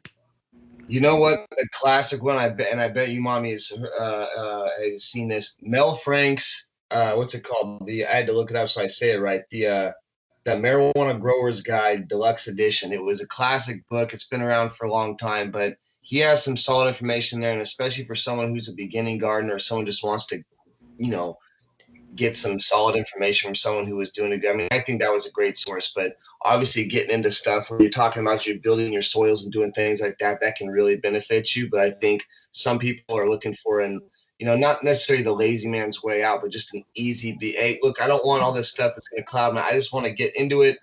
Something simple, effective, get me through it. And what do I need to do? And that would be a great book to start. Read it all the way through front to back and then see where you're at. I just want to grow Mr. Frosty. I just want Frosty. That's what I want to grow. Frosty Nugs, and that makes me happy. I grew some Frosties, and Wes, you saw my Frosty. I see all your guys' Frosties. You guys grow fucking Frosty McFrostersons over there. I was on my second grow of my Frosties, and I was drooling. I'm like, look at these fucking trichomes, man. They're fucking beautiful. So I feel you. So just a couple more things, man, because I just want to know how you guys get your names for fucking strains. We talked about this on the last episode, so I was like, I gotta ask these guys because they're growers. How do you name some of this shit?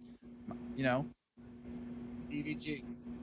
I think so really I've always been a fan of the people that if you obviously back in the day it was a little bit more before we had 1001 new breeders that came out as of 2019. We had it just didn't seem like it was so flooded, but with all the strains, so now it's almost hard to find an original name. So before it was easy, like DJ Short, he bred blueberry. Well, that stuff smells like an artificial blueberry or like a blueberry muffin. It's very clear that that's what it is. And the same goes for like a banana. The banana OG, you smell the banana, it smells like banana. So there's perfect names that you're like, oh, duh, that makes absolute sense. Then we have people that I think walk through a grocery store, bake out their mind, and start looking at the pastry aisle, and that becomes a new strain name, and it really has no affiliation to the smell or even necessarily the lineage, but it sells, and I think that is a huge play on the market. I think your brain sees things and it activates this little part in it that says, I want that, just because it reminds you of something good or something you've had before that made you smile. So I think that's one way to do it. I think there's a lot of nostalgia behind some names, but you got to watch yourself, because these companies that have been around since we were children are on to the cannabis scene, and their kids are telling on us or something's happening, because they're sending out a lot of cease and desist letters with names being used now. So I think trying to come up with something original is cool, and it really gives you some respect when you start to think about some of the names people have. I for one have sat around and just gotten, I'll be smoking in my office and just hanging out and shooting drawing things up and writing names down, and certain things just come to me and they make sense. To try and have something that relates somewhat to the strain, it kind of has to make sense to me. But at the same time, it has fallen on deaf ears more than once, where I name a strain, I'm like, oh, this is perfect. This is going to be great. People are going to be like, oh, that's catchy. Not at all. Like, just crickets in the air, absolute boring. No one liked it. And, you end up doing that. And it's like, oh, well, shoot, that wasn't too smart. But, what can you do? You move on. So it kind of takes people growing it, or you having to like really show something off a bunch, whether it has a bad name or not, to really decide if it's going to take off. And people need to try it and be able to back that claim up. So, it's kind of across the board. There's a lot of ways you can go wrong. Umami, how do you come up with some of these names? Mrs. WeedMan came up with a name last week. I'll mention it in a second.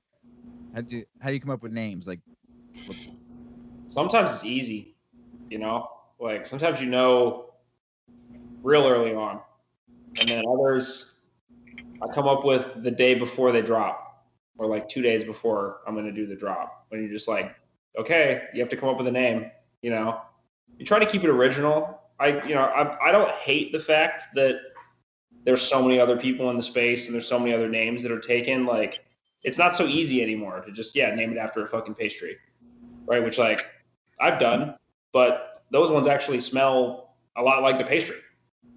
Like the parfait smells like a parfait. Prove it. I'm just joking. That sounds great. I've seen some of your stuff. A little ball busting never hurts on this show. I get a lot of my balls busted on this show by Mrs. WeedMan, so I like ball busting. It goes well. Yeah, no, it's it's you try and at least I try to do something with the lineage, so people have just some kind of indication of what it is. That kind of gives you a good place to jump off. Just smash the parent names together to some degree, or come up with a clever way to do it. But it's like I said, some of them just tell you what they are, by the smell, by the look, somehow a way they grew, something that happened while you were growing, like anything, kind of just like they get nicknames, because it gets really boring writing like, A7,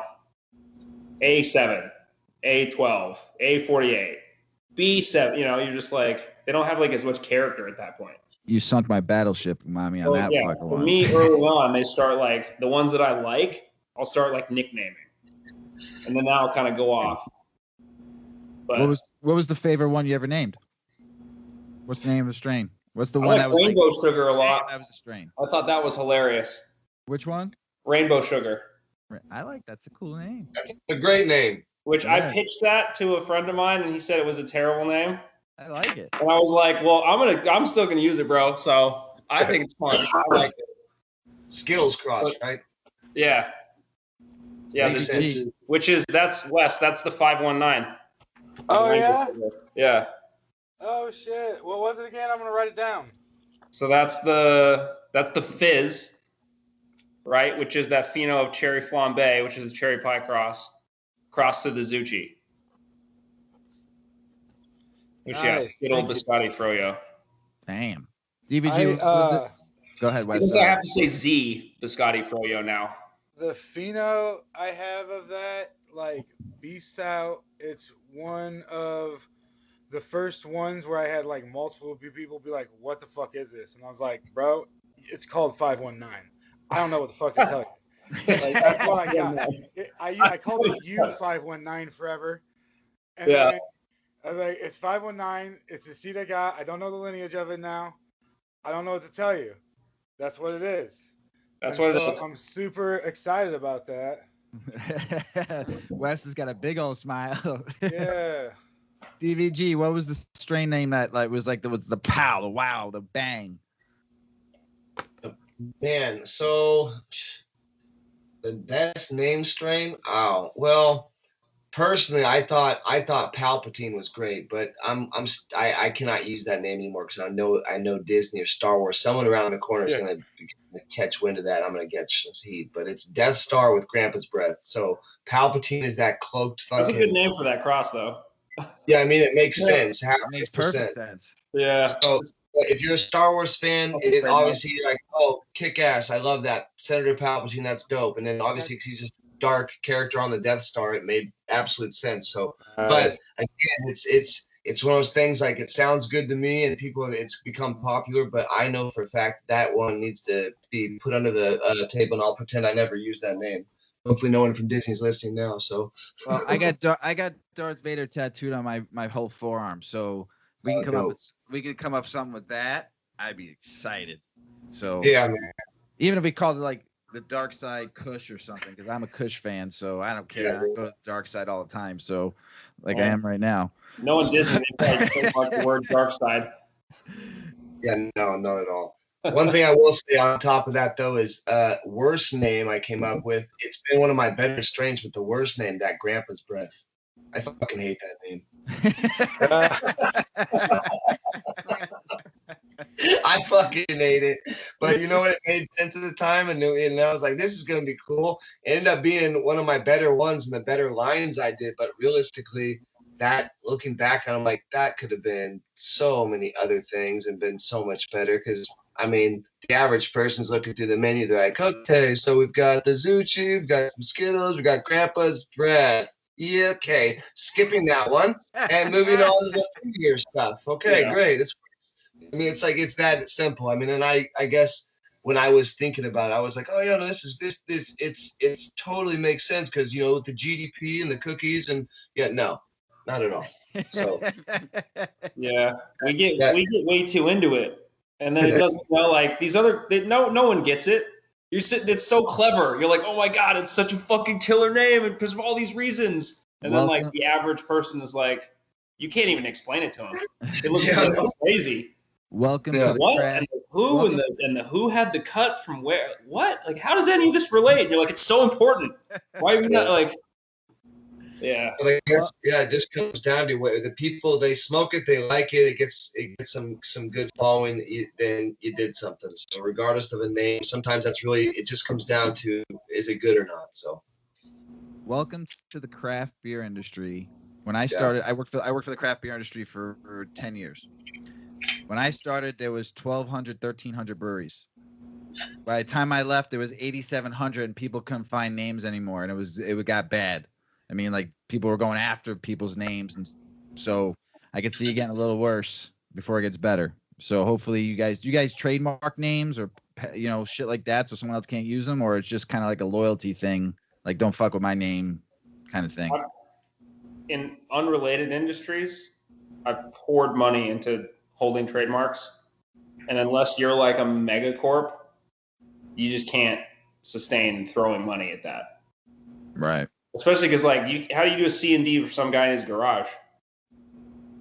Like, you kind of can't. Right. But like a lot of the big players, they have the respect. That's good. There have been like mix-ups where I've changed names before because people hit me and they were like, "Hey, I had that before." I'm like, "Oh, my bad," because I try to look. I go on Seed Finder, I do the hashtag, I Google. Like I want to know. I don't want to name something that like has already been taken. Right. For a lot of reasons. Just not my prerogative. But sometimes it could be hard, even just to find any trace of someone's like, oh, I called my strain that like 7 years ago. You're like, cool. Okay. So like, is that name now taken? Because you called the cut that you ran years ago that's gone now forever and there's never seeds of it. Perfect. Is that name, can that be recycled now? It should be, right? I think it kind of should be in some ways. As long as that brewer's not growing it anymore, he retired the name. You can call it the same. No one's ever going to associate it with that old strain, ever. Call it Palpatine number 2. if that strain ever went away, and then all of a sudden someone picked it back up at like 10 years later and say, can I call it pal, and called you and said out of respect, going, hey, can I call this name number 2? I'll never be number 1 because I wasn't first to grow it, but I want to respect your lineage. And is that cool in the industry? I don't know. I'm just asking. I mean, kind of depends. Some people are really cool. Some people are not very cool. DVG. I really think the name thing has gotten crazy because it's you. I really think I don't know this for sure, but I think there's literally people that if they saw a pre-order or a pre-release menu that Umami is putting out, right? So he's got a plan to release seeds in say 2 months. They're coming out. He's got them already pollinated. They're going to drop. Testers get ready. He makes this badass list and drops these names. I literally feel like there's farms and other people out there that will literally name jack and then pretend, oh, I didn't even see that. And it's like, yeah, you did. There's no way. You follow me. We follow each other online. You know damn well you saw it in your feed. And if not, it's okay. But I still feel like there are people out there that are like, ooh, that's a great idea. And I'll beat them to the punch because I can go get Mylar bags made tomorrow and it'll be the next strain we drop, even though they weren't even planning on using that name, or it might even have no affiliation to what they're growing. But hey, it's better than Grandpa's breath. So we're going to go ahead and steal his name and call it that. And I think that absolutely goes down. So I really feel like some of these names you have to be careful with. But also, I don't know if there's a way to protect it. I really don't think, like he said, trying to trademark strain names. I mean, how do you even? I don't know. I don't know if that's even possible. Maybe someday there will be a way we can do that. But honestly, will it really benefit you? Because I mean, when it's down to it, if you've got a good name for a company and you're doing your thing, I feel like people will know who you are and what you have to offer and what you've been offering for a while. And they don't need to know that, oh, there's some other guy that has that name. Well, that's cool. You either know my following, you know my flowers, and it's all good. We can share. We can have a similar name. It's all good. Sweet. Yeah, I like both of those answers. That was that came in my head, that second question. So I'm glad I didn't catch you off guard because that was dope as fuck. Umami, like, you got any plans for the future in cannabis, or just, what do you like to do outside of breeding, man? What's just, look at people. I'm all about stories. So just give us a fucking story, man. What's up? I got some big projects that I've been working on for a long time, which are finally coming online. Which I'm very excited about. I can't really say what, but trust me, you'll see it. Some interesting things. I'm trying some new things. Trying some new technology. I want to just expand. Like I want to expand on the flavors, right? Like try and find the new flavors, new methods of growing. Easier, faster. Like there's a lot to be done. The mad scientist. And I need to be able to pop like millions of seeds. To really like find everything. And then test everything and be able to breed analytically. Be like, this one has crazy high terps and this one does. And, and like really be able to go off of the data to narrow down the search. Right? Because like I can't personally go smell a million plants in like a day or in a week, or, I don't, right? But fun trying. If I have the right technology implemented, then like I can reduce that amount of time because I have a much better idea of like this is the group that I want to look at.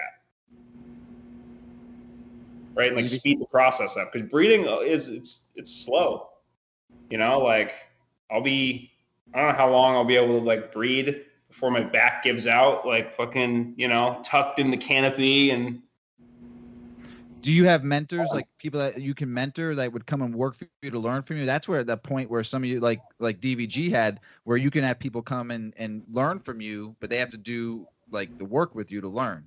Kind of like that kind of mentorship, like an apprenticeship kind of program, to where you break your back, but you're not going to break your back because you're giving these people knowledge. An apprenticeship program, and sign waivers. They can't steal your shit, but make sure you find some apprenticeships and then have because I've seen there's schools now, colleges offering and all this stuff. Apprenticeships are great because they're working for knowledge. Yeah. Well, I actually I moved my brother out. And he lived with me for like 7-8 months. And just followed me everywhere we went. You know, brought him in. That's dope. You know, I wanted someone to put me on, but I didn't know anybody, you know? So if I had the opportunity to do that and be like, hey, these are the right people, you know, teach you how to grow, teach you how to be in the space, away we go. Sweet. That's what it is. DVG, plans for the future, cannabis outside, breeding? We are, currently just in talks with a few people trying to expand on the, just licensing deals and trying to get into more recreational states as our country continues to open up more and more states. I want to be on more, be able to legally provide genetics and be able to see it. It's one thing to be able to sell the seeds, but people need to be able to try the flavors. I think that's one thing that holds back a lot of great breeders. People that have a lot of great stuff to offer may not have that $1 million. They may not have, the suit and ties to go talk to, because then you're getting in bed with people that you really may not want to have, future plans with, and you owe them money right from day one. So it's like, that's a scary thought. I don't want to owe anybody $1 million, especially when it comes into, living my dream, because I've been doing it for so long now that you'd think that I could get by on my own. But when it really comes down to it, you want to get into recreational cannabis, you are going to break bread, seriously. So you're either a baller and you have that money, or you got money from the family and whatever, and that's all good, congratulations. But some of us out here are really, we are held back with what we are able to do. So that's where some of these farms that you deal with, you kind of have to trust and you form relationships with.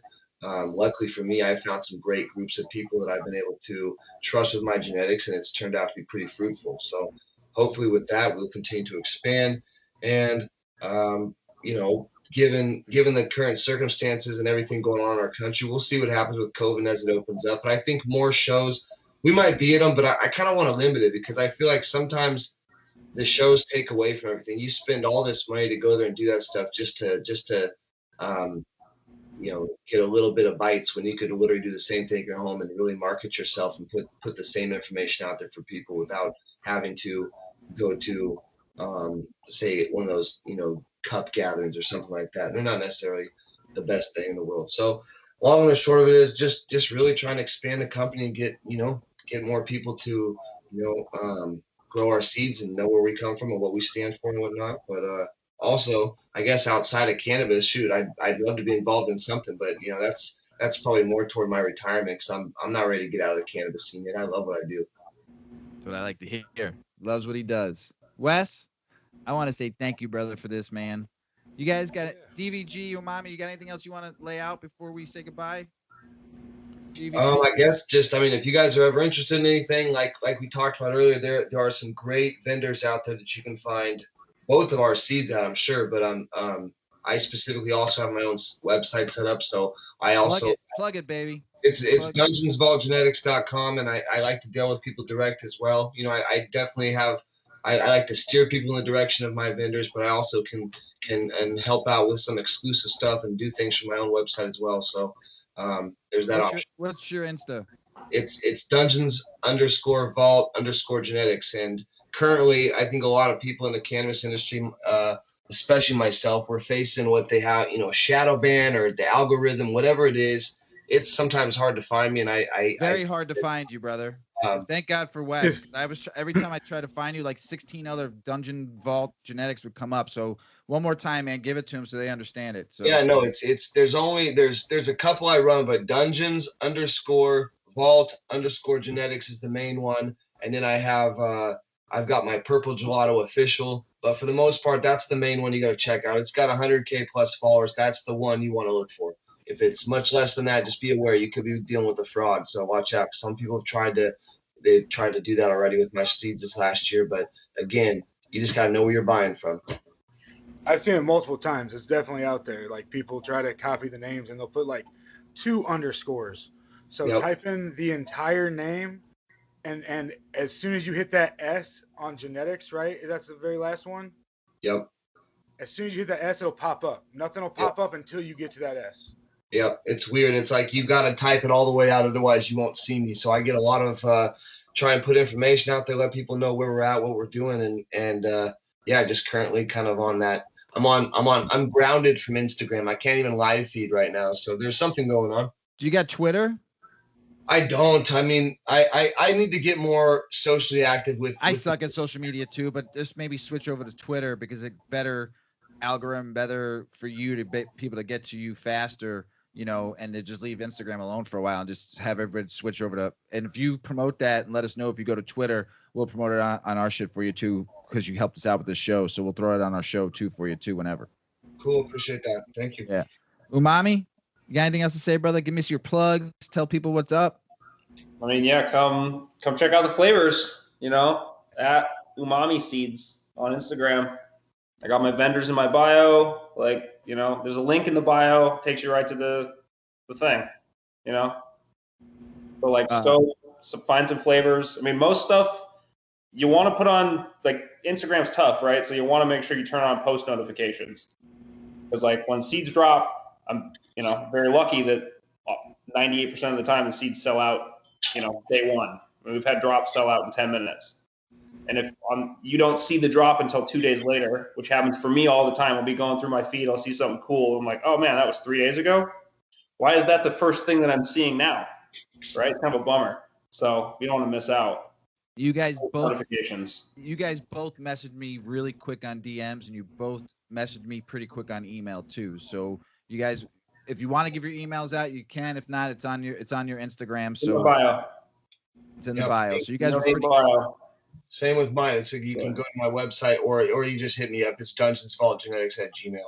Yeah, I appreciate that because you guys were responsive, and I appreciate that big time. Wes, you got anything else you want to ask these guys or say before we go? No, so definitely go to Dungeon's website. He has dope ass like boxes and put stuff together for you. And Umami wasn't lying. I've tried to many times get his drops and been like, shit, that sold out already. It dropped 12 fucking minutes ago. And it's like not just like one strain. It's like the entire drop. So like he said, be on top of it if you want to get some of the best genetics and make sure you're going to these guys and putting your work in and following the breeder. This stuff. I mean, you can try your luck at auction. Right. But I mean, I had a pack of Zoda that someone bought at auction for $5,000. Dang. Oh, damn. That was cool. That was like 2 days before my birthday. That's a dope birthday present. What up, yo? Dropping them dollar bills, y'all. Yeah. Unfortunately, I wasn't the one who was auctioning the seeds. It was some other individual. But you know, that's all right. I still feel good. Yo, I love it. Mrs. Weedman, you got anything else to say? No, I learned a whole lot. Did you really? I did. Nice. I love it. Super intrigued. She was engaged. Yeah. When you got Mrs. Weedman's attention, a woman's attention, who runs the house here. You guys were spot on, baby. I love it. That was great. I love it. It was an awesome show. I want to thank you, all three of you guys. Wes, I appreciate you putting this together, brother. And I appreciate both of you. Love to have you back on. If you're interested again later on down the road, want to hear more stories. We don't even need to talk about fucking tech shit. I want to hear stories. I'm all about the fucking stories. So that's the next time. I hope we have you back on. But everybody out there in the world, peace be with you all. We love you. Thank you for listening. Check us out on WeedMan 420 Chronicles on Insta, WeedMan 420 Pod on Twitter. Shoot us a fucking email, man. We'll hook everybody up with some stickers. WeedMan 420 Chronicles @gmail.com. Once again, as Paulie always says, smoke smart, puff puffing away. Puff, puff, pass.